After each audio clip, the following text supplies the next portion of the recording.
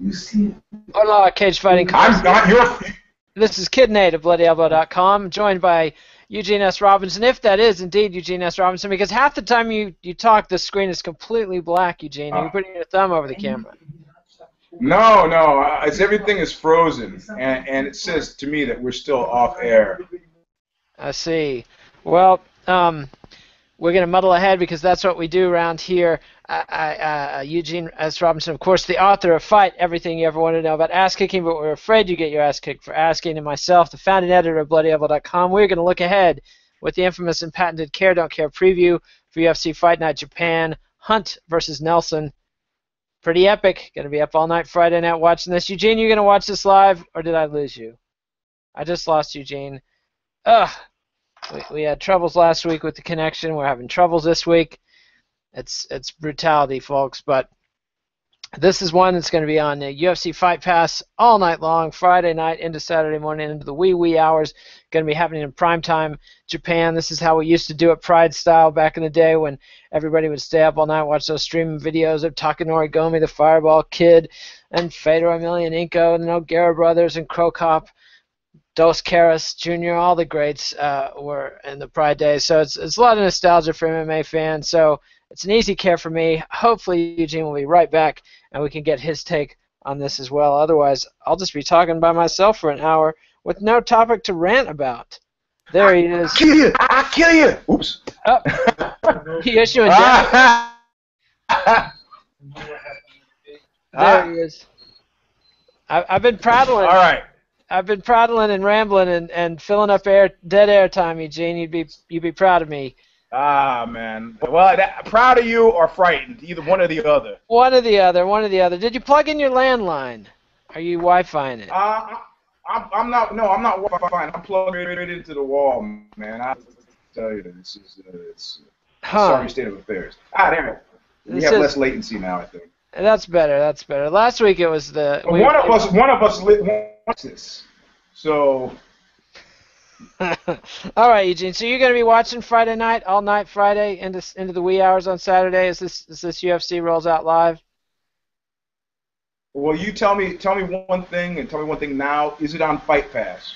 It is on Fight Pass. Did you get Fight Pass? I did, man, and I feel like one of those guys who like, man, these CDs sound great. Man, these cell phones are great. Man, Nick Diaz did that. He didn't know what the internet was. Jake had to like tell him, and he was like, "Internet? What's that?" He's like, "Man, you could use it to pick up girls and stuff." He's like, "Internet? I mean, 10 years ago, okay, but 3 years ago, internet? 10 years ago was even pretty late, especially for somebody in Diaz's demo, but... Yeah, he was busy training, So with me, it's like, fuck, Fight Pass. Man, that shit's miraculous. It was actually great. So I will be watching. Awesome, possum. However, I'd like to say right now that Oxbow is playing a special show at the Museum of Contemporary Art in Los Angeles, and David Geffen's spot. And as usual, I have a standing offer to now not just to fighters, but to fight fans. I'll put you on the guest list if you contact me at OX_B as in Bruce OW at hotmail.com. Come to the show. You contact me through there. I'll give you my phone number. You text me. I'll come outside and meet you. You got to answer 3 questions. No gaming the system. No casual fan. In other words, no music fans who just want to get in on the fight thing. I'll have to ask you 3 questions. You answer them correctly, you get them free. You don't answer them correctly, you're on your own. So. I see. And do these people have to fight you as part of the act or not? Is that no longer part of the offer? It depends on the answers they give. All right. So that's a pretty highbrow gig, Eugene. It is, man. It is. Not just a smoky, urine-stinking, beer-swilling nightclub, but a museum of contemporary art. But you'll still be stripping down to your skivvies. Reassure us. Who knows, man? I mean, that's the thing with an Oxbow show. I have no idea. Like I told you, that show we played in Rotterdam, and the guy was complaining to management afterward. I did not see his penis. Like, hey, man, It doesn't say that on the ticket, Jack. You know? I wanted his money back. I paid for Schwarzenkochen. I get nothing. Yeah, that's right. I saw him. I go, what was that guy angry about? He was like, oh my God, let me tell you. So no, it's a night. It's called. I can't even remember what it's called, but it's a special. You know, it's not often we get to play in museums, so it's a special deal. The doors open at 6. Oxbow plays at 10. Email me. I'll put you on the list. And So do you have a date? You didn't give a date. Saturday. Saturday. All right, so it'll be So after. I'm glad the fights are on Friday. I have to leave to get to LA. I have to leave to get to LA on Friday though, so I'll watch up until I have to drive to LA. All right. Well, they're going to be starting on the West Coast. It'll be Friday night. If you're on the East Coast, it starts Saturday at 12:30 midnight. If you're in Japan, it's Saturday at primetime hours. All right. So, can you give us a disclaimer on the infamous and patented Care Don't Care preview, Eugene? It means if you're a fighter and you're sitting at home and by some small scintilla of a chance you're watching this show, do not get your feelings hurt. Don't cry to me, Argentina. It has nothing to do with your skills as a fighter. It has much more to do with the fact that there's been no marketing heft behind you. Blame Sean Shelby or Joe Silva. But there's a way you can turn the fight and will care post facto. But this is not personal. Don't take it personally and stop being such a crybaby. All right. And do you have an explanation for the reason that Coach Dreamcrusher's medals and trophies have been stripped away? Were they all repoed? Did Tito Ortiz and Jenna Jameson, did the divorce get ugly and they took away all the trophies? Actually, Coach Dreamcrusher was frightened that when we moved to the new location, which is about a mile from here, that if we put up all the silver and that gold, that hordes of homeless people will break in to steal our medals. I told him the day that the IBJJF starts giving out gold medals that are actual gold is a day when I'm a quadruple world champion. They want to recycle. Yeah, they want to recycled steel, stainless. But we're moving. So we're going to be out of here by October 1st and moving to a new location in a strip mall, so we can attract more soccer parents. Soccer parents. Good, yeah. Nice clarification there. And as soon as we move, I'm going to get kicked out of here. What with all the walking around the gym naked and putting my chin in guys' eye sockets, I am like the Uzbeks, an undesirable party, a member of the Republic. So as soon as somebody goes commercial, you got to get rid of the undesirable elements. It's just like purging Ernst Röhm and the brown shirts when you get into government. Hey, where you going with that? I'm just saying, there's no room. Just getting a Nazi reference out of here early. It has nothing to do with the pool parties of men with men. Oh, of course. Yeah. All right, general care level for the card, Eugene. I feel ashamed to say this after last week's card. When I spent like 30 minutes on Knuckle Up trying to explain that I understand if it's mediocre heroin and I still like it, that I make myself an outlier. That people listen. If it's a great fight, that they listen for great commentary. If it's a mediocre fight and got great commentary, people still don't care. But no. What is that great line? Tom Waits line. You're caught, Jack. I'm caught. And you gotta know this and bodybuilding are the only sports I've ever liked. So I'm stuck. So my general level of care, it's extant. It's not super high. I'm more excited about Anderson Silva and Nick Diaz if Nick can get to the arena without getting stopped by the cops. What's the deal with that? You need to straighten your homeboy out on the DUIs and making his court dates and such like. That's Yeah, but then once you get in the system, man, they make it very hard for you to, this whole FTA thing. This whole setting dates and telling you to be in a specific place at a certain time, like that. Hey, man, I'm just not about that, homie.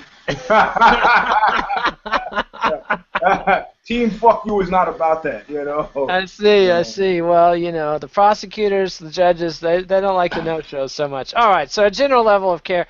However, you will note, if you have spent any time in traffic court, you will note that if the cop doesn't show up, you just walk. he does not then subsequently get a bench warrant for his appearance. But No, he does not. He does not. He's just derelict of duty. He's probably out catching somebody else who's likely. They just cast a wide net. A certain percentage of people are just going to pay the fines and not fight it. So a degenerate buddy of mine who's a complete recidivist speeder, he always shows up. To the point that the DA's alerted the cops, like, look, we got an asshole on our hands. You need to show up. And so the party was over. All right. My care level's a little higher than the Brazil care level just because I'm a unabashed Japanophile when it comes to fight sports. I don't know why. How come the music to David Bowie's songs are going through my head right now? Which one? I'm Afraid of Americans? No, actually, you said Japanophile. You didn't say Sinophile. So I see. So you were thinking of China Doll with the inaudible Stevie Ray Vaughan guitar solo on it? Which they changed. What? Yes. They took off the Stevie Ray solo? No. When they first said it, he said, "Oh baby, just you shut your mouse," and there was some fucking blowback from that. And the second version was, "Oh baby, just you shut your mouth." They said, him making the mispronouncing mouth was sort of pejorative, so he changed it. Well, I guess it's good to hear. Even David Bowie can hear criticism and respond. Although, and I'm sure you're a fan of his many pro-fascist comments of the 70s. Remember when he used to pine longingly for the days when England would have a strong leader that like Hitler? Great things like that. Well, that was during the Thin Black Duke period when he was heavily addicted to cocaine. And if you watch videos from that era, there's one where he just turned the camera on and he's playing the guitar in a kind of empty studio. It is painful to actually sort of watch. Not painful in that you feel sorry for him, but it's kind of like if you recall the most difficult moments of your past ketamine trips. It was like that. Well, again, man, I'm stuck in this whole. Yeah, I mean, I've heard. And just I see. I might tell you about the time I got on a plane with my corporate public affairs days, and one of my buddies there, who was a former press guy for George W. Bush, sits down on the plane next to me. Hadn't seen him. We'd been in New York for like 3 days. Had lost track of him the night before, and then he comes in like looking like shit, like wearing the same clothes I saw him in 18 hours earlier, and he goes, "Man, what's ketamine?" Oh, yeah. Anyway, live and learn. So, my general level of care is higher than last week. Although, I got to say, Andrei Arlovsky proved me wrong. So, it reeled me back in with the surprising outcome. You know what? Andrei Arlovsky didn't miss any steps. All he did against Bigfoot Silva, he just didn't look afraid. Against Schaub, he looked terribly afraid. Like, oh shit, I'm fighting. It looked like a 7-Eleven parking lot fight. This he finally realized, whoa, I actually know what I'm doing. I've done this before. He was channeling Stuart Smalley.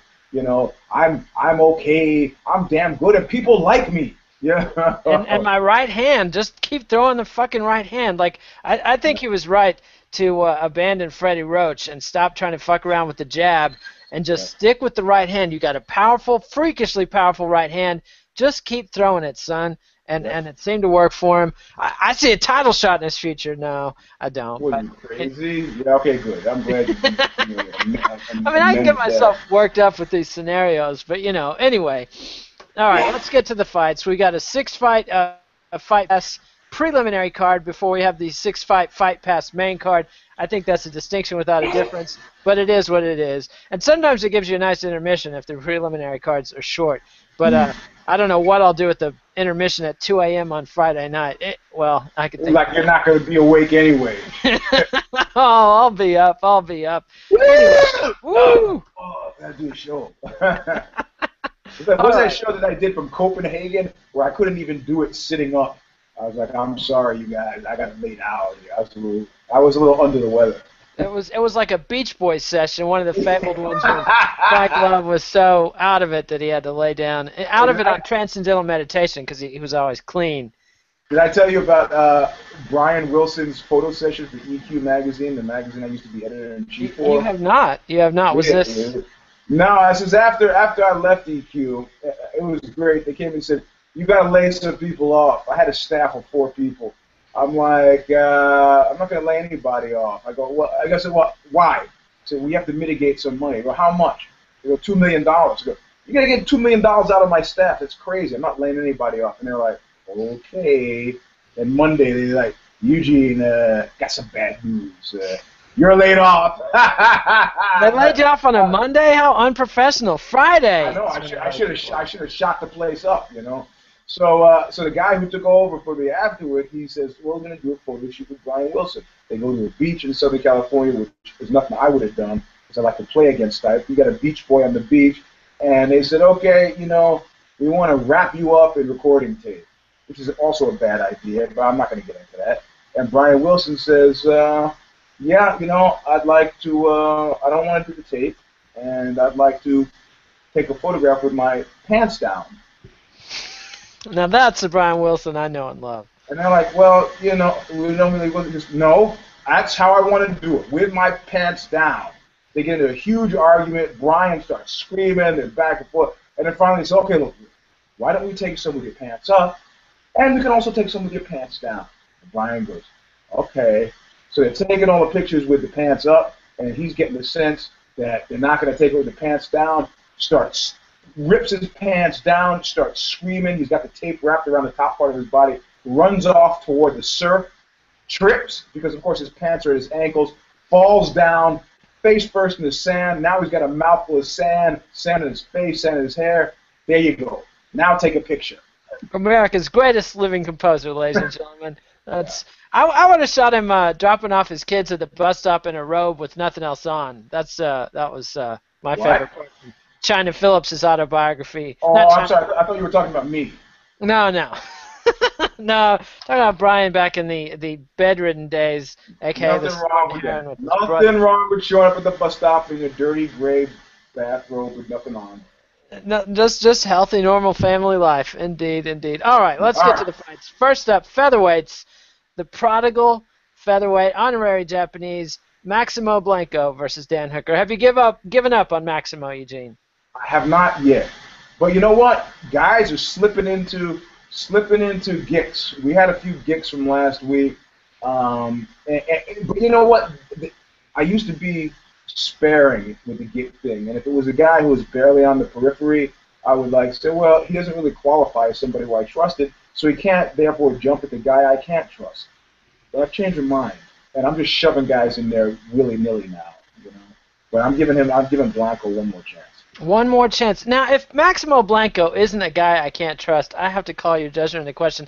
This is a serial fuck-up. Multiple disqualifications, one just DQ in UFC competition, but a consistent inability to grasp the rules of the unified rule set. I love him, though. I definitely care. Yeah. But that's different. That's a guy who's getting DQ'd, sometimes this could be, an overabundance of enthusiasm. Animal spirits. We call them animal spirits in the scientific literature. All right. Yeah. So we both care about Maximo Blanco. Yeah, they're finding this guy Dan Hooker. I figure he can beat him. So we'll see about that. But lightweights, Kazuki Tokudome versus Johnny Case. I don't really care. But you care about this? I don't. If he was the only Japanese kid on the card, I might muster up a care. But Tokudome has been one of the most disappointing Japanese imports in quite a while, since the Subaru, I'd say. So I got to give a don't care on this one. And Johnny Case, interesting name, Johnny Case. I mean, it's like a punk rock guy who does concept albums about private investigators or something. And his fight nickname is Amba. Anda, exactly. Anyway, so we don't care about that one. All right, bantamweight, Michinori Tanaka versus Kyung Ho Kang. I'm sorry, I don't care. You don't care? There's some possibility for some Korea versus Japan rivalry. Yeah, you know what? Other people's racist feuds, not your hang-up. I always enjoy I was hanging out with some Japanese people, and they were like Koreans. And I go, what? We went to a Japanese restaurant in San Francisco.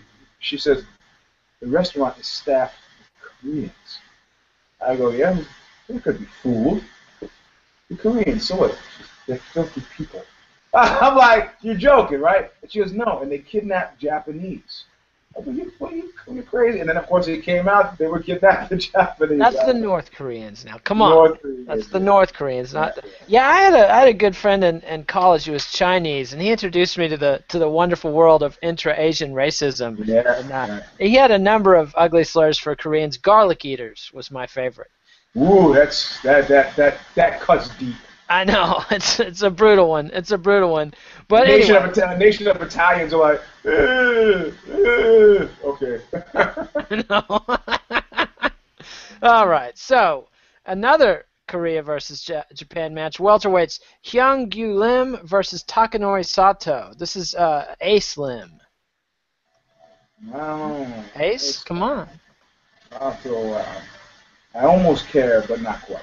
Sorry. Not quite. A guy you can't. No, because I just started thinking about the time change and, all right, how late am I going to stay up to watch that? I don't really care. I'm sorry. Oh, that's brutal. I got a show the next day, man. I got to parse out my energies. I see. Got to save your energy for the good stuff. Well, I care about Ace Lim. He's sort of a prodigal son, but he's always got a live chance to knock somebody out. Not so cared about Sato, but you could say the same thing about your mother. What? Say what about my mother? She's probably got a chance of knocking somebody out. With the dollar sale at Woolworths, she might knock somebody out. I'm not paying per view to see Mrs. Wilcox swing right across. Mrs. Wilcox, she exercised her power through judicious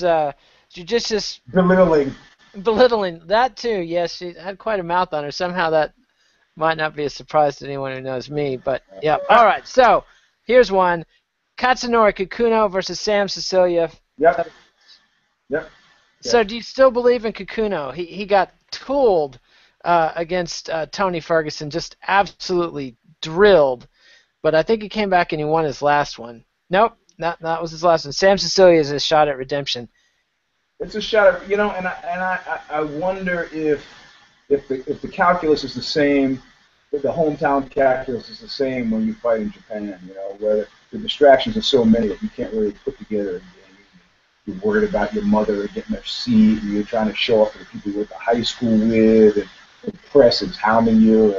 Hometown boy makes good, but what if he blows it? I don't know, but I'm gonna pick him just because it feels like a safe thing to do, and I'm not, I'm worried about Sam.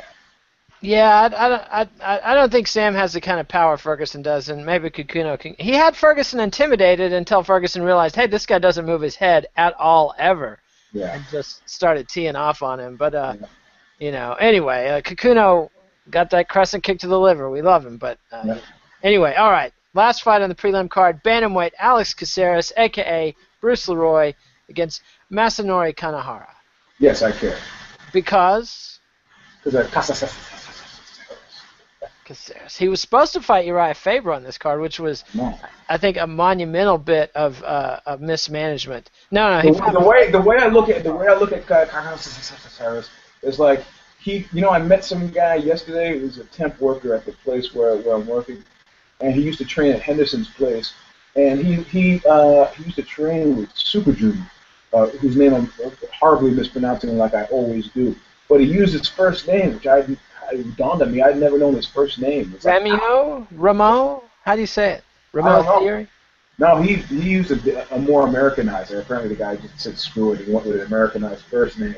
So in this instance, I go, Caceres could be he could be a Super Jew, or he could be, it's weird, or he could be like a Joe Lazan or a Gleason Tebow, reliable fact, he keeps coming, people like him, generally reliable, decent guy, but in no way, shape, or form, threatening for the top spot. So, and I think they haven't run him into the ground like Super Jew simply because of the way the chips are falling.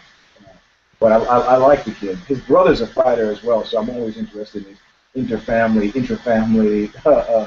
dynamics. So I see. So that's the care. I got to care about Bruce Leroy too. I thought he did well against Uriah Faber last time, and amazingly well. Yeah, he very impressive. So I might even pick him to beat Kanehara, but we'll see. All right, and that brings. Plus, I believe his brother and I are Eskimo brothers, but I have no confirmation of it. Eskimo brothers. What? Is this some kind of Brooklyn lingo? What's this? No, I think you'll have to look it up. It's an I offensive see. shit. Is this an Urban Dictionary sort of thing? Possibly, I yes. see. Eskimo Brothers. I didn't realize it until I was interviewing Jose on Knuckle Up, and he was giving me very strange responses. And then the woman that set up the interview, I was like, what? Oh. I see it. This guy is like trying to vibe me. It's like, come on, man. I was there first. Relax. I see. So I just looked it up. I'm shocked. Isn't Caceres' brother pretty young to be sharing some of the same dating partners as you've had? I mean, Man, I'm not one of those guys hung up on age. I see. Very open-minded of you, Eugene. Every 50-year-old out there applauds that. A bold Me, stand. Michael Douglas is sitting at home going, hey, that's right. With the waddles under his chin shaking back and forth, you know. Yeah, so you can't talk about it, but you know, there's rumors you're in the same sex addicts anonymous group as Michael Douglas. Can you comment? Have you ever been to an SA meeting? Of course not, Eugene. I'm clean as a whistle, like healthy. They're great. You know, as a journalist, I have to go to some of these places, you know. I see, of course. Strictly research. And I went to one, and there was like this 19-year-old girl there, right? Well, which is rare. Usually it's a bunch of dudes. You're like, hey, man, why don't you let her talk for a little bit? You know, a bunch of guys are like, well, you know, having, you know, bathroom sex with other dudes. Like, God love you, that's fine. I just don't want to hear about it now when we got this 19-year-old girl here. So I'm looking at her, and I'm thinking, well, you know, what did she do? She had her second boyfriend told her because she wanted sex twice a night, and she was like a nymphomaniac. What the hell? I told you this story. She's the one who worked at McDonald's. No, you didn't tell me. Tell us. Oh, so she works at McDonald's, right? And she goes, next thing I know, you know, I'm making out with the guy at the fries, you know, the fry cook. And, you know, one thing led to another, and he was just so cute, and we started having sex. The guy working the grill sees it, comes, and he was pretty sexy too, and he joins in. So now they got a threesome.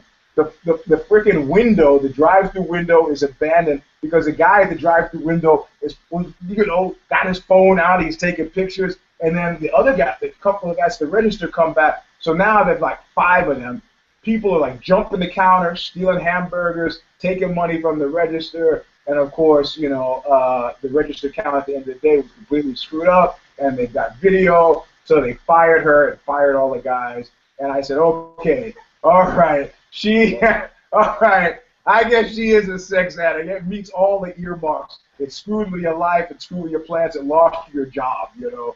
So, but I love those stories because it's always precipitated by, next thing I know, next thing you know, you're having sex with 5 dudes at work in public. What do you mean next thing you know? I was like, God damn, these meetings are great. But of course, after she finished her story, it went back to the bathroom blowjobs. I was like, man, I gotta get out of here. I can't write an article on this. That's why I always figured that women in the sex addicts meetings would be a rare and precious commodity. Anyway, no, you're better going on to AA if that's your, you know. Yeah, you're going to Donna Shalala this. So that makes me think of the Philip K. Dick story about when Philip K. Dick, the great sci-fi author, comes out of the madhouse after another 6-week spell in the clinic, and the guy's picking him up. And how you doing, Philip? Did it help? You feel better? And he's like, man, I met so many great chicks in there. Yeah, but like Charlie said, there's lots of sex in prison. Yes, indeed. How do you like that buzzkill? I'm like buzzkill jujitsu, man. I just get. You want to talk about buzzkill? Did you hear what Phil Spector did when Charlie reached out about, hey, let's produce an album for me, man? No, what happened? Phil Spector like pulled an attitude on him, like I won't have anything to do with the murderer.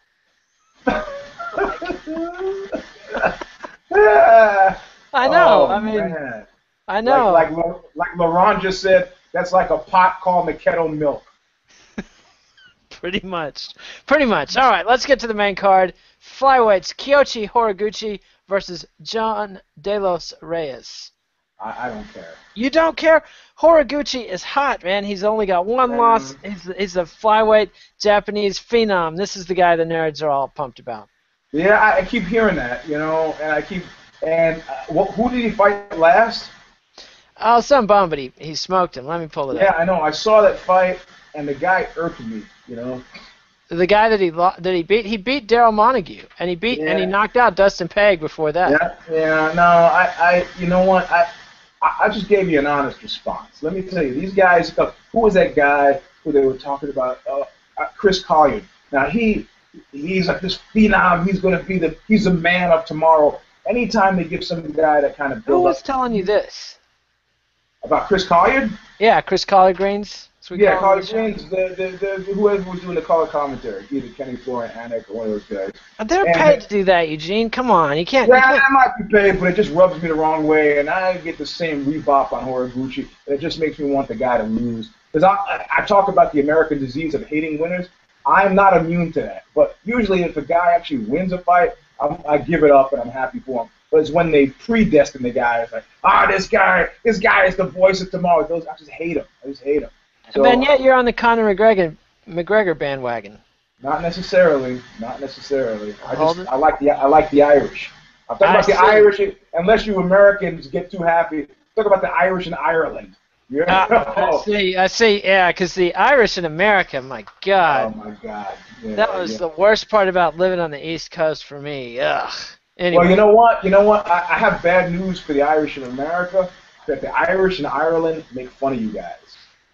That put that in your pipe and smoke it. See, and the Irish in America reply, yeah, but we've got jobs and money. That could be the case, but we Americans just have to wake up to that. I had a friend who went to Africa.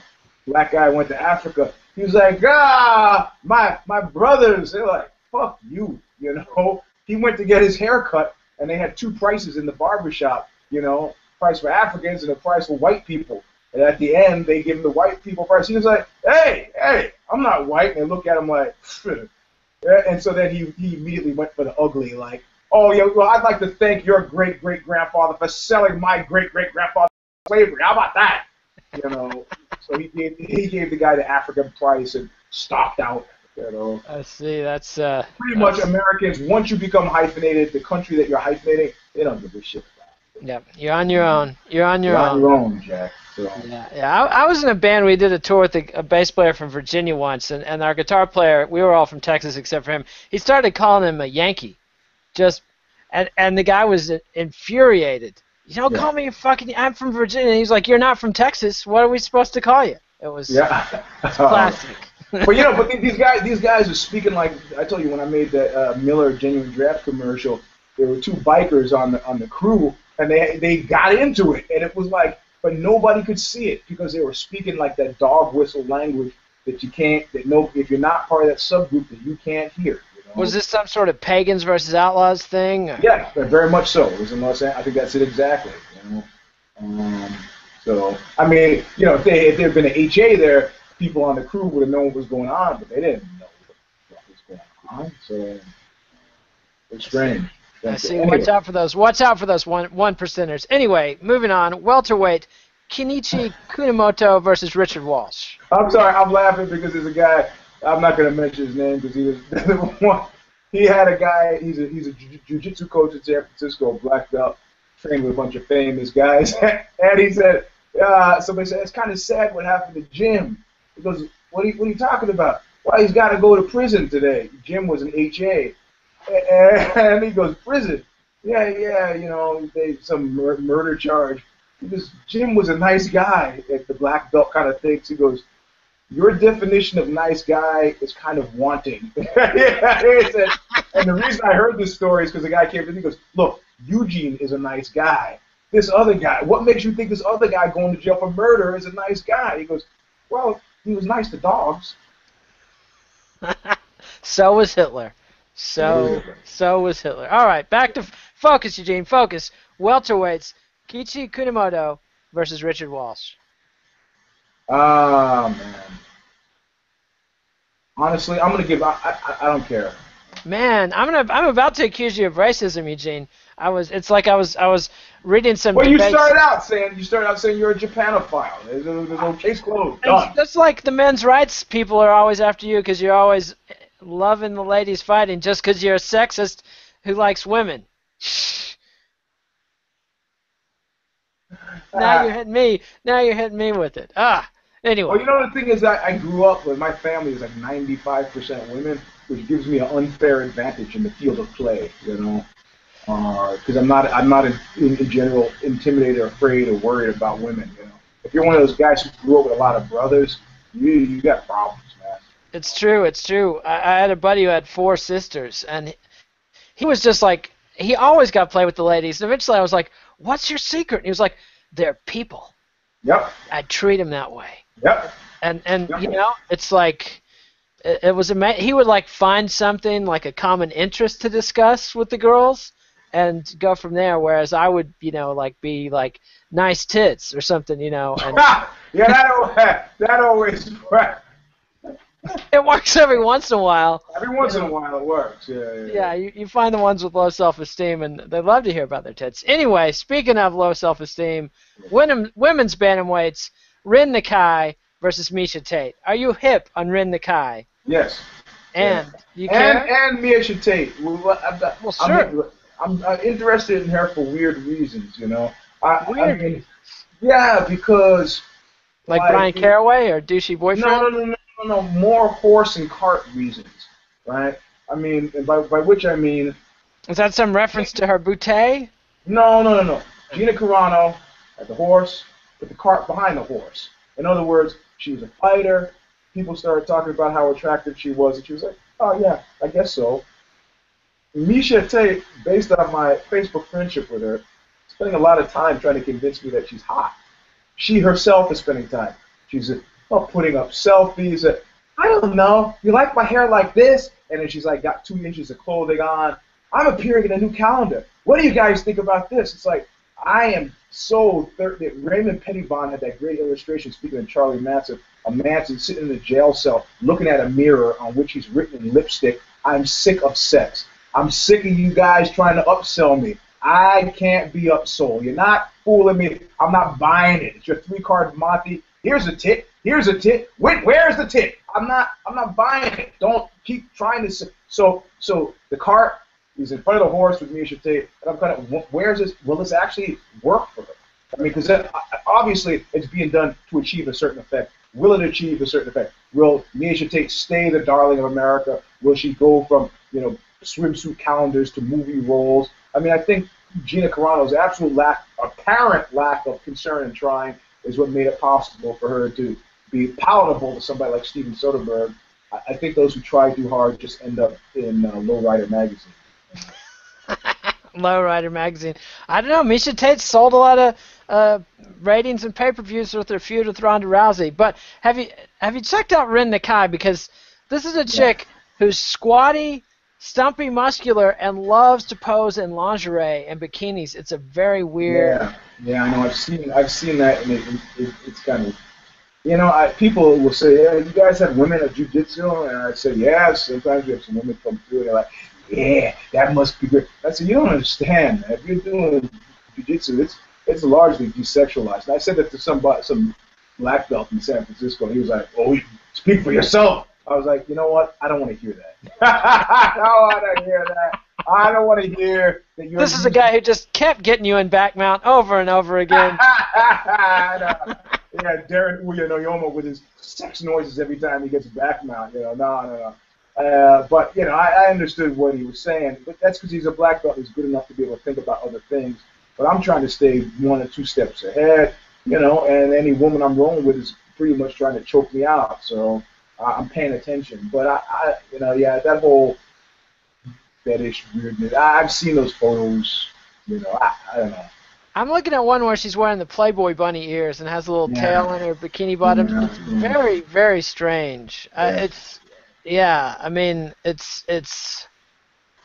very strange. Anyway, it gives me a total freak show. I don't want to say strange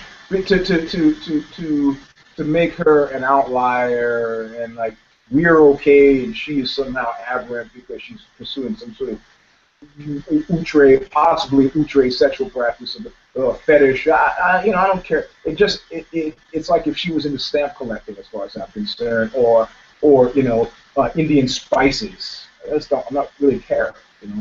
I see. It doesn't move you. Her curry collection does not move you.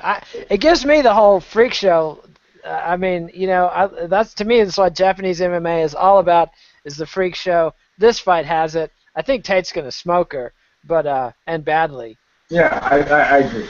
I would not have picked against Tate first, but I have got questions about Tate that I have about any fighter. Or like Diana Ross said it best.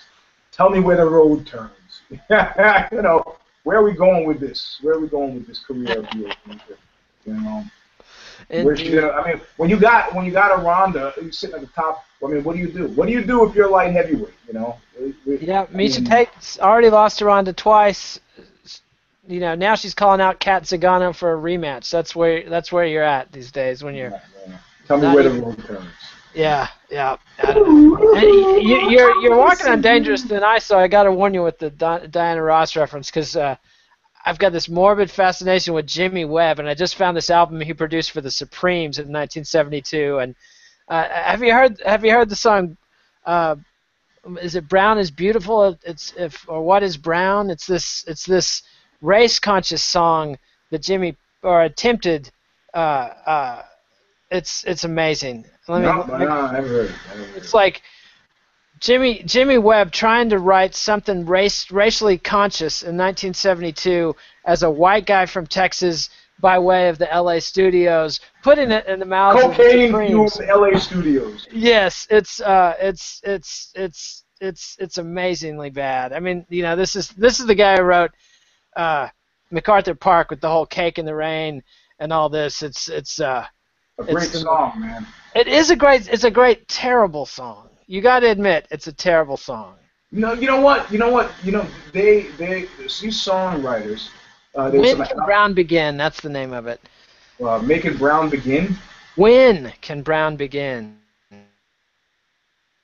I got to pull this up.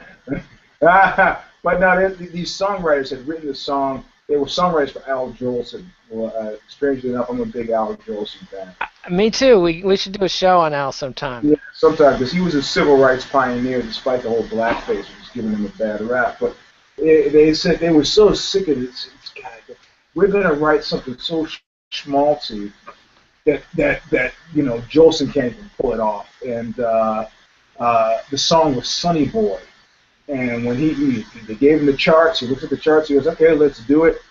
When he finished this song, the entire place was in tears. People were falling over themselves crying.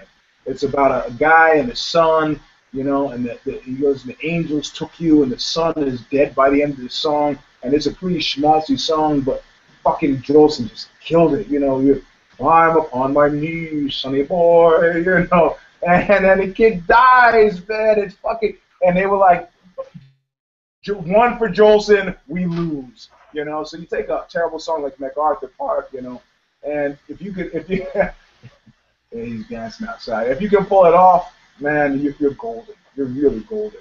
Like, comparing Nick Cave's version of In the Ghetto to Elvis's version. To the Mac Davis original. Don't forget Mac. Yes. Yeah, right. That's right. Right. Yeah, Nick Cave's version of In the Ghetto. Here's some of the magic of Where Does Brown Begin. Let's see. If white is right and black is beautiful, Lord, tell me, when can brown begin? Tell me, people, when can brown begin? Are you talking about East Indians? Who are you talking about? I'm not quite sure. I have no idea what he's talking about. He's talking about Brazilians. It's one of these things with Jimmy Webb, pseudo profundity, inanity, and the Supremes version is one thing, but Scott Walker does a version of it, and I was just going to mention Scott Walker. Yes, it's a highly if you can fathom Scott Walker, and see, I can't get Scott Walker. I've tried and tried ever since he's had his '90s revival, I'm sorry. If you jumped in with Scott Walker on Tilt, you might be slightly confused, but you got to go back to. I got Night Flight. I get Night Flight with the Walker. Go back brothers. to Scott Walker 4. I mean, all you got to do is his Jacques Brel take au suivant, that's what he called next, and Jackie. These are the two. You hear those songs will tell you all you need to know about Scott Walker. Dude, I've listened to Scott Walker for like a million times. It has never penetrated me emotionally. I like some of the Walker Brothers stuff, and and 30th Century Naked Man, as like, sin, an army towel covering my belly. yeah, but It's the crazy. whole thing, and my wife really hated my Scott Walker phase. Oh, Boy, I made her watch the documentary where he's got people punching giant flanks of meat to get the percussion sounds he I remember wants, that. and yeah, Rosa just brings that up anytime I want to make her listen to some music. She's like, "Oh, they have a good meat player." You know, it's anyway. We've gone far afield. Yeah, okay.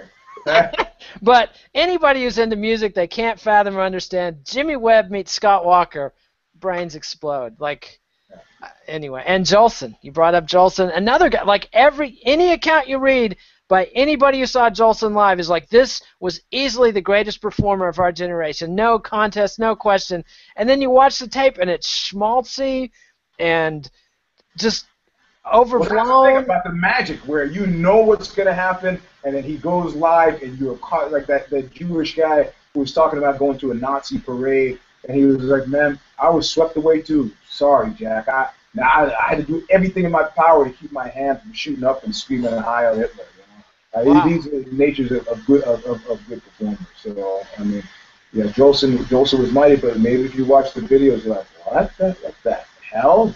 You know. Yeah, and then there's the whole blackface angle, and like 70% of his Yeah. stuff is in blackface, and it's Yeah, but people get upset about that. But then you got to think about the nature, the tenor of the times. You know. that was the most popular American musical art form at the time. It was like that's where American popular music begins in the 1850s with blackface. Well, hey, we need to go back in time, fly back our time machine, go and say, hey, you know what? I think this is a good idea. I think two guys or two women should be able to get married. People would laugh until they died. Until they killed you. Or they would kill you, then they would die. Yeah. And the funny thing about Jolson and blackface, at the time, a Jewish performer doing America's, minstrel art, that was like a civil rights breakthrough. And he was always like, I don't know. And it's complicated stuff. Well, until the 70s, this is something that we need to get into later, but until the 70s, the alliance between blacks and Jews had been pretty, not spearheaded by Sammy Davis Jr. necessarily, but had been pretty solid in terms of civil rights and so on. And people are like, well, why did it change in the 70s? I mean, that's because Chuck Berry got an accountant and figured out what the Chess Brothers have been doing to him all those years. I make a claim about, if you remember the late 70s, there was a big deal with Soviet Jewry. And I'm going to go back to Ashkenazi versus Sephardic Jews, And we should interview some Sephardic Jews about when Israel took a turn for the worst. The Sephardic Jews have had a hard time, with the Ashkenazi. But the Ashkenazi, hundreds of years of Russian pogroms, they had to grow a set, So it's complicated. I see. Turn off your phone, son. We've got fights to talk about because we're just about to get to the biggest care on the card. Welterweights, Amir Sadollah, and that's not the biggest care on the card. Yoshihiro Sexyama Akiyama. Care. Yeah, that was too easy. Yeah. And do you have a pick? Yeah, Sexyama. Yeah, this would be unless he's just completely past his sell-by date, he should just maul Sadollah. I'm not Sadollah. It's like, Yeah. I mean, that's the kind of thing where if you're doing the fight announcing for Sadollah, you go, Amir Sadollah. He's a guy. He's from Virginia. He won the Ultimate Fighter. Yeah. And he's a guy. There you go. But Akiyama, although it's talking about Koreans, Akiyama's a Korean, 4th generation or something, but the Japanese still know. They can smell that Korean on him. And they don't like it. And just like they can smell the Vaseline on him, and they didn't like it when he greased up against Sakuraba. Oh, man. And this guy's a serial greaser. He greased as a judo competitor, too. He soaked his gi in detergent. And serial greaser. Right. All right. So we both picked Sexyama here, and we're rooting for a big comeback. He's been out far too long. Don't call it a comeback. He's been here for years. That's right. Oh, Cool J. Lightweights, Miles Jury versus Takanori, the Fireball Kid Gomi. Yep. Yeah. Of course we care. I mean, this is big doings. But Does Gomi still have it? Can he beat Miles Jury? Who's a No, pretty tough out. no, I don't think he does. Oh, ye of little faith. Oh, you're gonna pick Gomi? Yeah, I'm gonna pick Gomi. I always pick Gomi. He's How's that working for you? well, he's let me down quite a bit in the last 7 years. But before that, I thought you were gonna say in the last 7 months he's like no. the last 17 years that guy's been a disappointment. Yeah, he's been 6-6 over the last 7 years. Not a pretty run. And he's lost to some guys who weren't even fit to be in the cage with him. But he should have won that Diego Sanchez fight. I think he got robbed there. And remember what he did to Tyson Griffin. So I think he's alive. He's always a threat to knock a fool out. So I got to go with the Fireball Kid, just in a purely sentimental pick. Fireball Kid. That's a good fight nickname. It reminds me of Take Miche Take, that movie he did, Alive or Dead. Yeah, by the end of it, it was just completely. Well, I mean, first there was the parking lot long line of cocaine, and then there was a urinal sex stab in the neck thing, and then there was at the end the guy's protagonist getting this fight, and the guy pulls out a nuclear bomb and destroys Japan to defeat his opponent. I was like, man, this is Nikkei. He's got some crazy stuff going on, Yeah, cinema at its finest. I dig him, man. He's an international treasure, I'd say. Yeah. So, but that brings us to the main event: Mark Born Down Hunt versus Roy Big Country Nelson. We care, obviously. Roy Big Country Nelson is a known associate of Mike Kogan, a friend of Knuckle Up, so I'd be a fool to bet against the home team. So there's a transitive property of a friend of Knuckle Up. Not necessarily, man, because Mark Hunt is tough, and he's tough, and I don't think it's a matchup that favors Roy. And like against Czech Congo, I thought, well, if I pick Congo and you lose this, I got to deal with Kogan, chortling about it. I'm going to make the bold move. I don't see Roy winning this fight. You don't see you picking Mark Hunt. I should. Roy hasn't been on my show, but through Kogan, there should be a transitive quality.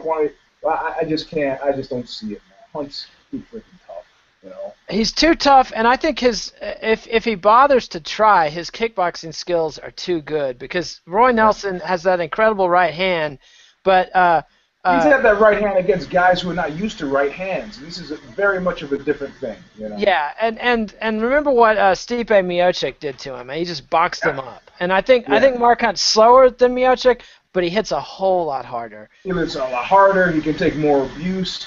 A lot more abuse. A lot more abuse. His thick. Yeah, and well, I mean, is there a possibility that Roy actually uses some of this wrestling that he's been spending his time, his training camp? Maybe. But Mark Hunt's just big and strong and heavy and mean, and I don't know, man. I'm having a hard time seeing a road to victory for him. Well, it's not hard to see a road to victory. I mean, he takes him down. He uses his jiu-jitsu. He grinds out a decision. I mean, or even gets a submission. It shouldn't be that hard, but I don't see Roy having the wherewithal to do that. I think Roy has decided his brand mullet. He's brand big knockout, and he's just going to be wailing away and not fighting a smart fight. I am willing to be proven wrong, but I really don't see it. I don't see it either. Well, we've had quite a show. We barely touched on Nazis, but we got deep into blackface. Al Jolson, Jimmy Webb, Scott Walker, tons of bad music was discussed. Any final thoughts? Sex addiction. And sex addiction, indeed. The girl in the sex addiction clinic. I didn't even talk about my buddy who doesn't keep his Narcotics Anonymous secrets and is always bragging about being in NA with Steve Perry and the late Henry Hill. So, yeah, right. So and he was also in one of the homeless guys in this group sold his driver's license to Whitey Bulger for $500. So Whitey's name has come up. His lawyer has taken another interesting run at getting a new trial. So we'll see. I mean, it's interesting. I think I'd be very much along the lines of, you know what, you got me. I'm 87. I'm gonna But I love these Jimmy Cagney style, fighting to the very end. So. I mean, what else is he gonna do? Yeah. Make an album with Phil Spector and Charles Manson in prison? I mean. How do you like that? Phil Spector giving somebody the high hand. I love that. Well, his attitude is like, look, pal, I made it in the LA record business. I made the LA record business. You did. You know what? This has got to drive Manson crazy. He was pretty bitter about it. You're in my house now? You're in my house now, and you're going to give me the high hand? You're no better than me. You're not better than me. But. And Phil Spector, just like he did at his trial, he might play Phil Spector's greatest hits and then play the Manson Lies album. Yep. And it's not even close. Come back, please, when you have a few Grammys. That's right. Come back when Martin Scorsese has to use one of your songs in every movie he does. Yeah, right. That's right. Because, Anyway, all right. Well, that's the show, everybody. Remember to give us a like. That's a thumbs up on YouTube. Follow us on Twitter at Eugene S. Robinson, at KidNate. Read us on BloodyElbow.com. You can also read Eugene at Aussie.com. Although I got to say, you got scooped on this son of Francis Scott Key story. I was enjoying the story, and I look up to see if you wrote it, and no, Francis Scott Key's son gets murdered. Eugene misses the story. Francis, just for the public's edification, Francis Scott Key, the guy who wrote the national anthem, the national fucking anthem. This happened like in the 1800s, so 1850s. Yes. Indeed. 1850s, yeah. You had plenty of time to get this story. And that was my man, Sean Braswell. That was a great piece, man. Sean, he was the gadabout that everybody was mad about having sex with all these women around town. And apparently he used to signal to the women that he was about by waving his white handkerchief, and they would come take the servants' entrance out and meet him for the assignations. And the husband sees the handkerchief. He's like, hey, I wonder what that's about. Goes out with his gun, shoots him in the groin, shoots him in the chest, and then delivers the final kill shot to the head. So goes Francis Scott Key's son. Well, every player. The defense attorney said, "Who among you, if you had caught your wife with this serial adulterer, would have done anything different?" 70 minutes later, not guilty. Yes, justice. And it wasn't even in Texas. It was a Washington, and they gave a party to the guy who did the shooting. It was like, hip, hip, hooray, he rolled his shoulders out of the courtroom, It wouldn't have been so bad, but that guy himself was also a serial adulterer. Well, everybody loves a hypocrite, especially if he shoots first. That's the moral of the story. All right, so you can read Eugene at Aussie.com, at Vice's Fightland, sometimes at BloodyElbow.com. What else? And subscribe to the MMA Nation YouTube channel, MMANation.com, DOTCOM, and that's it. We'll be back tomorrow with the Vivisection. All about this. Zane and Dallas will be joining me for that. Dallas! Tell you about that guy. Indeed. It's no longer a one-man meme. I heard somebody else repeat it, Eugene. It's catching on. It's catching on. How do you like the fact that I almost got Jonathan Snowden arrested? In your ringing endorsement of the NSA surveillance state, no, please, don't even start with this, please. All right. The show's over. We'll pick a fight about this next time. All right, and Eugene will be back on Monday with Knuckle Up. Maybe can you do a Knuckle Up early? No, not with the show this weekend. Yeah, all right. He's got his big show at the museum. All right, and that's it. So, adios, MMA aficionados. This is Kid Nate. Thanks, Eugene. We'll see you next time. We'll see you. Bye.